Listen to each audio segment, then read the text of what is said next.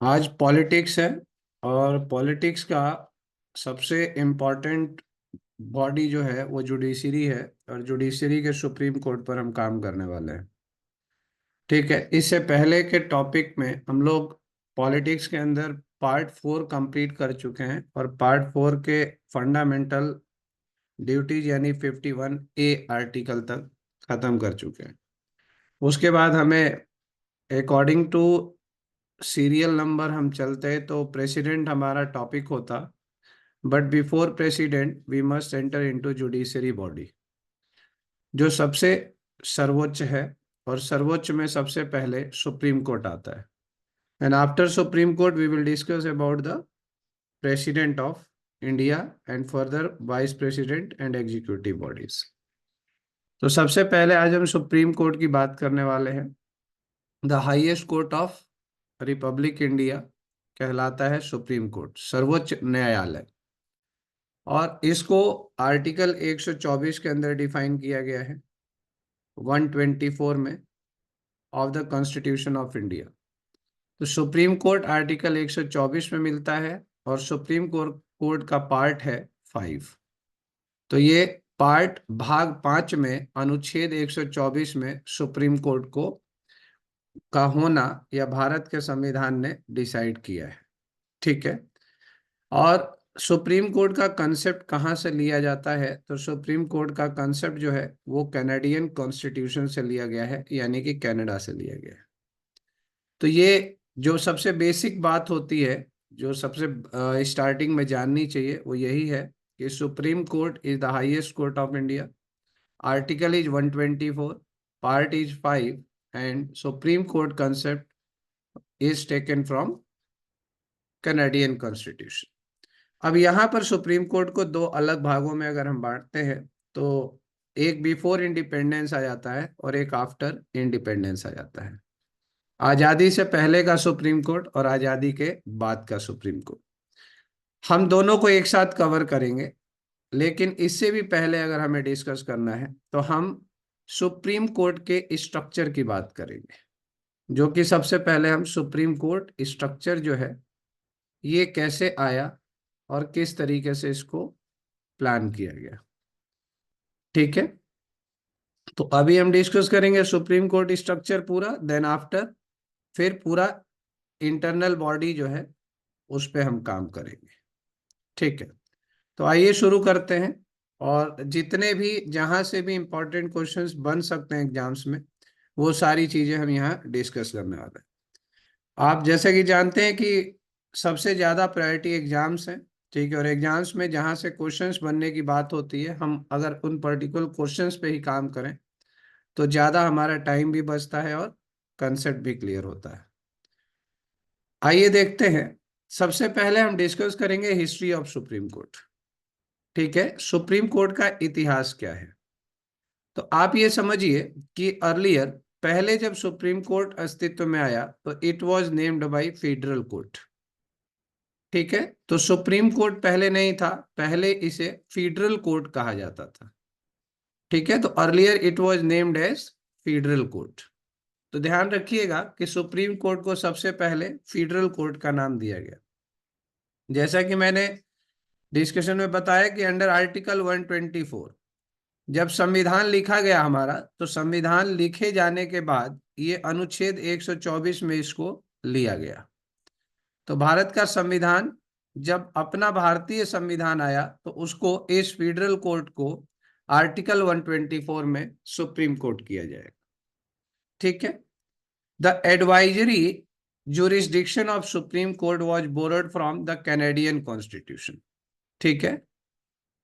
तो Canadian constitution यानी कि कनाडा से इसका कंसेप्ट लिया गया है सुप्रीम कोर्ट का। आप जानते हैं कि भारतीय संविधान को उधार की पोटली के नाम से भी जाना जाता है। ठीक है।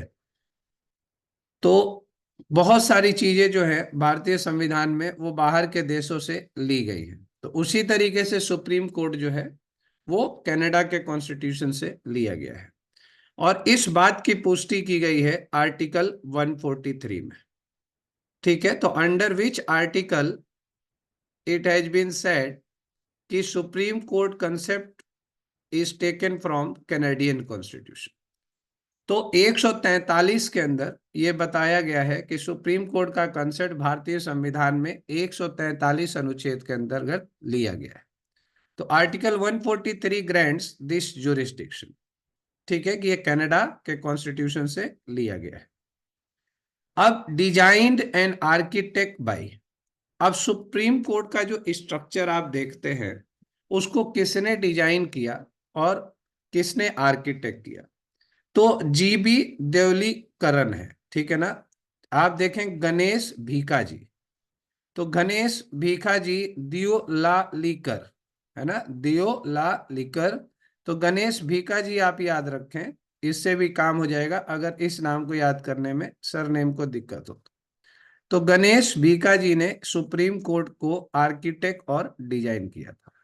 अब ये गणेश भीखा जी कौन थे? The first Indian headed CPWD, है ना, सीपीडब्ल्यूडी के पहले अध्यक्ष आप मान लीजिए जिन्होंने अध्यक्षता की थी या जिसका हेड बने थे। तो सीपीडब्ल्यूडी के अगर आपको यहाँ से एक एडिशनल क्वेश्चन बना दिया जाए कि भारत के अंदर सीपीडब्ल्यूडी के अध्यक्ष कौन थे या हेड कौन थे, तो वो थे गणेश भीखा जी। तो पहले अध्यक्ष सीपीडब्ल्यूडी के गणेश भीखा जी, और इन्होंने ही इसको डिजाइन किया था। डिजाइन हुआ था ये इंडो ब्रिटिश स्टाइल में, ठीक है। तो डिजाइन का स्ट्रक्चर जो बनाया गया तो इंडो ब्रिटिश स्टाइल कहा जाता है।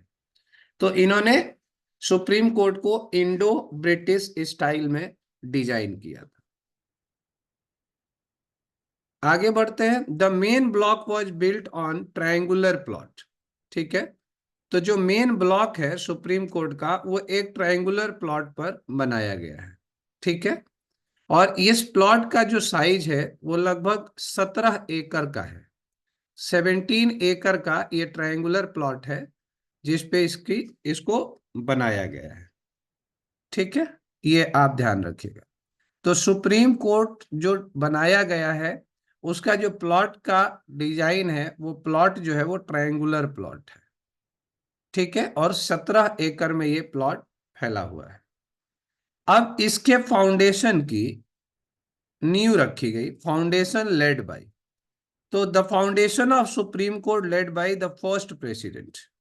फर्स्ट प्रेसिडेंट आप जानते हैं डॉक्टर राजेंद्र प्रसाद, ठीक है। तो सुप्रीम कोर्ट का जो नींव रखा गया वो doctor Rajendra Prasad the president of India के द्वारा 29 अक्टूबर 1954 के दिन रखा गया।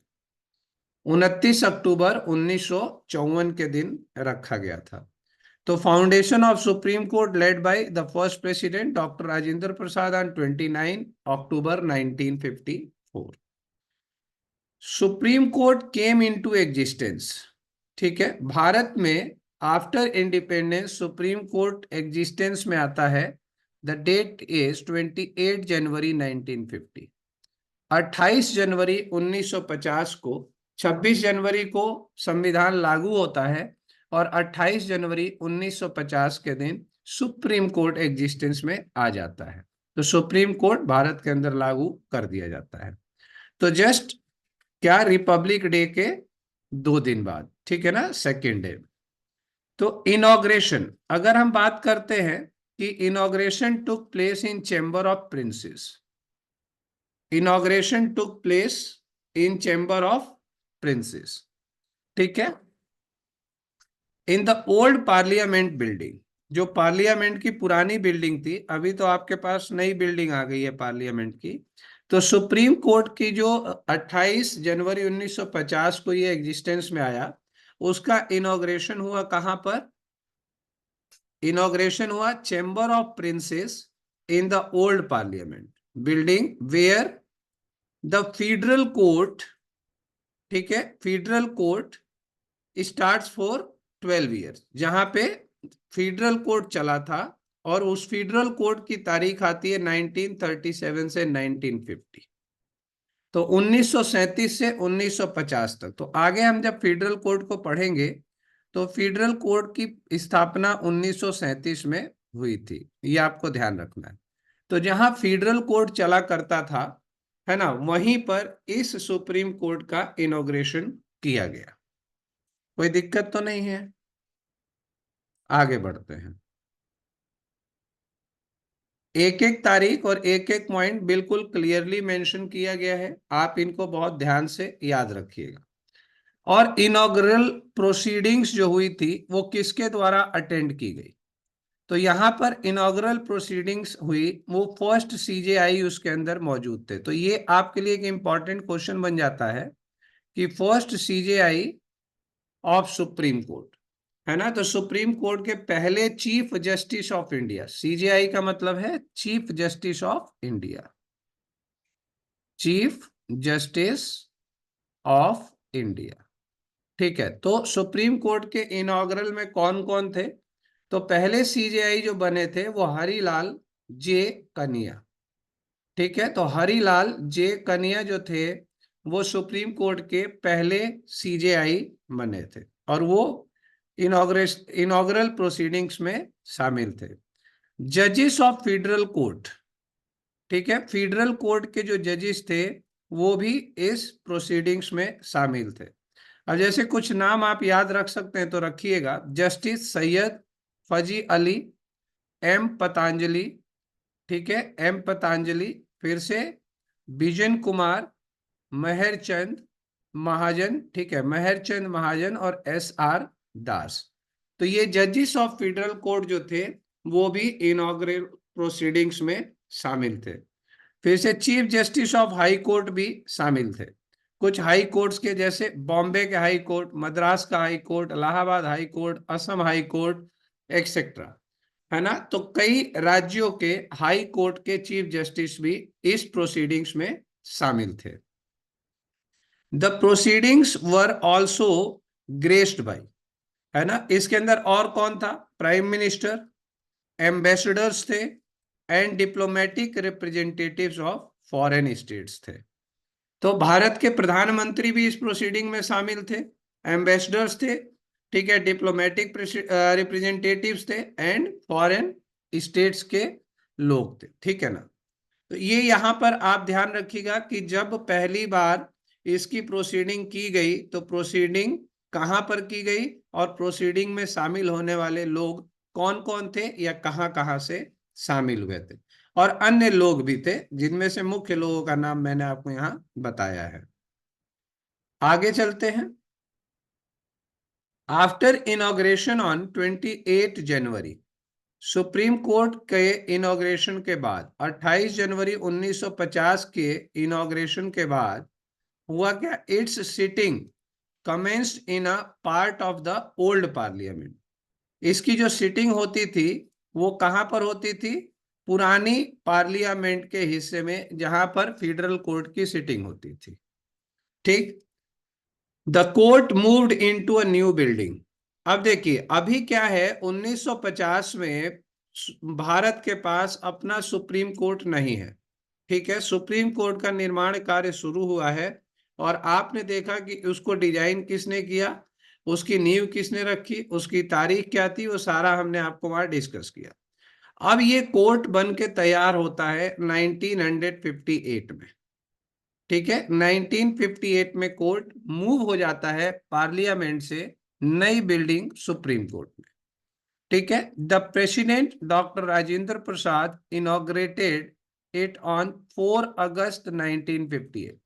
तो अगर आपसे सवाल पूछे कि नए सुप्रीम कोर्ट, मतलब सुप्रीम कोर्ट की बिल्डिंग कब स्टार्ट हुई, तो 1958 में स्टार्ट हुई, और तारीख थी 4 अगस्त 1958 की। और सुप्रीम कोर्ट को इनॉग्रेट किसने किया?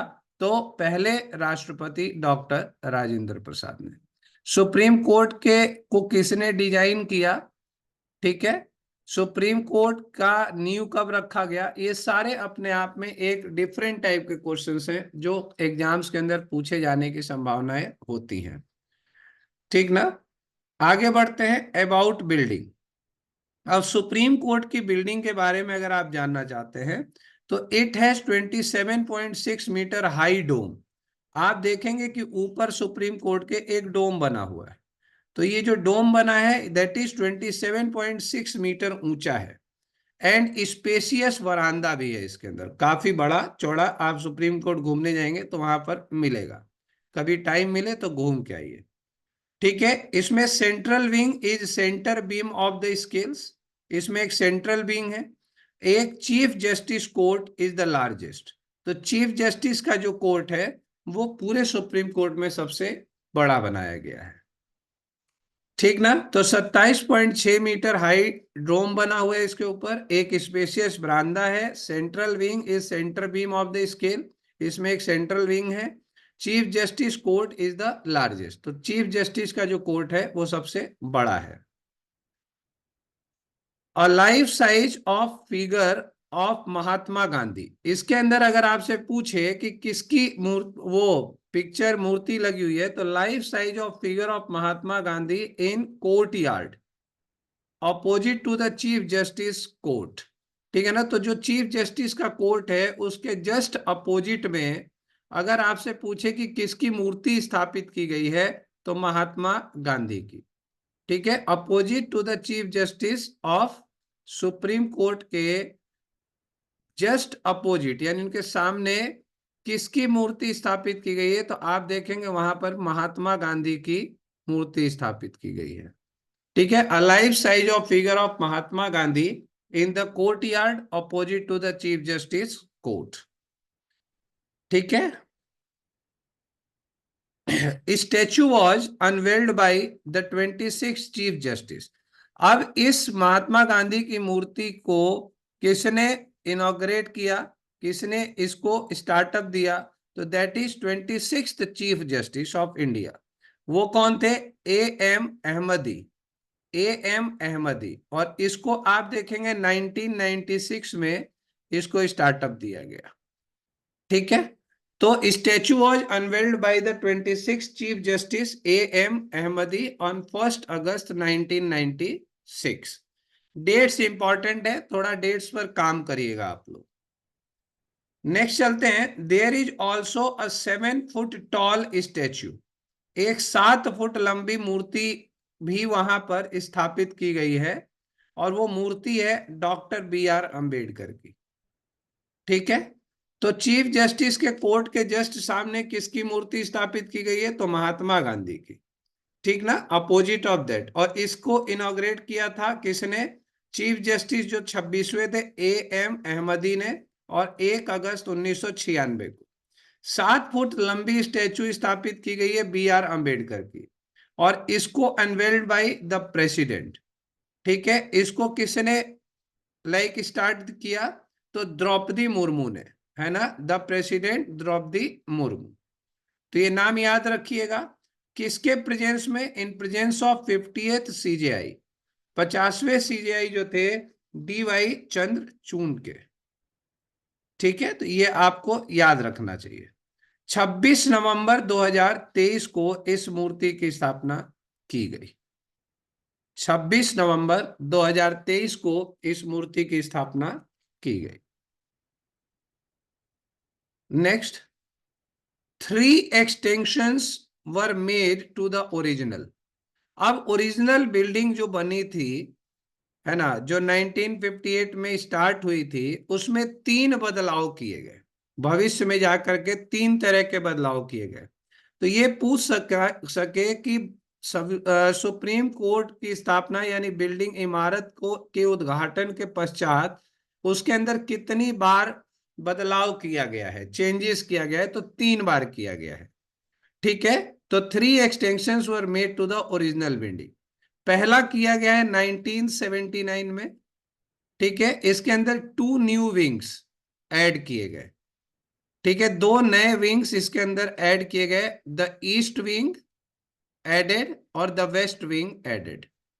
ठीक है, तो ईस्ट और वेस्ट विंग को ऐड किया गया, और 19 court rooms in various wings. ठीक है, इनमें लगभग 19 कोर्ट रूम्स है हर एक विंग में, तो 19 court rooms in various wings, ये आपको ध्यान रखना है। तो पहला बदलाव 1979 में किया गया, और उसमें ईस्ट और वेस्ट विंग जोड़ा गया। इन 1994 दूसरा बदलाव किया गया इमारत के अंदर, this extension connected east wing and west wing. तो ईस्ट और वेस्ट विंग को आपस में जोड़ा गया 1994 में, ठीक है। और तीसरा बदलाव 2015 में किया गया। इन 2015 the new extension block near the supreme court museum was inaugurated by CJI HL Dattu, ठीक है, ये 2015 में, ठीक है जी। और कब किया गया? 4 नवंबर 2015 को। Some section shifted to new building, कुछ सेक्शंस को नए बिल्डिंग में शिफ्ट कर दिया गया। तो ये 3 तरह के बदलाव ओरिजिनल बिल्डिंग के अंदर किया गया भविष्य में, इनको आप याद रखें। आगे बढ़ते हैं। 17 जुलाई 2019 को, 17 जुलाई 2019, the president Ramnath Kovind inaugurated the additional building, ठीक है, additional building complex of supreme court, ठीक है। 17 जुलाई 2019 को प्रेसिडेंट रामनाथ कोविंद ने इनॉग्रेशन किया किसका? For the additional building complex of supreme court, जिसका टोटल एरिया आता है 1,80,700 स्क्वायर मीटर। 5 फंक्शनल ब्लॉक्स हैं इसके अंदर एंड 1 सर्विस ब्लॉक है। अब आइए, according to 1950s constitution total जजेस वर 7 एंड 1 CJI। तो ये बहुत इंपॉर्टेंट क्वेश्चन बनता है, प्रेजेंट में भी पूछेगा, और जितने 7 से लेके अब तक जो भी बदलाव हुए हैं हम अभी उस पर चर्चा करेंगे। तो शुरू में जब संविधान लागू हुआ और संविधान लागू होने में CJI बनाए गए, तो ये डिसाइड किया गया कि 7 जज और 1 CJI मिल करके टोटल 8 जजेस का समूह होगा सुप्रीम कोर्ट में। और सुप्रीम कोर्ट की विशेषता, proceedings is conducted in English. तो सुप्रीम कोर्ट में सारी प्रोसीडिंग्स जो होती हैं वो इंग्लिश में की जाती। ये सारे जो हैं वो आप क्या करिए, इंट्रोडक्शन ऑफ बिल्डिंग और बिल्कुल basic introduction of supreme court यहां पर हमने डिस्कस किया है। ये सारी बातें आपको याद रखना पड़ेगा।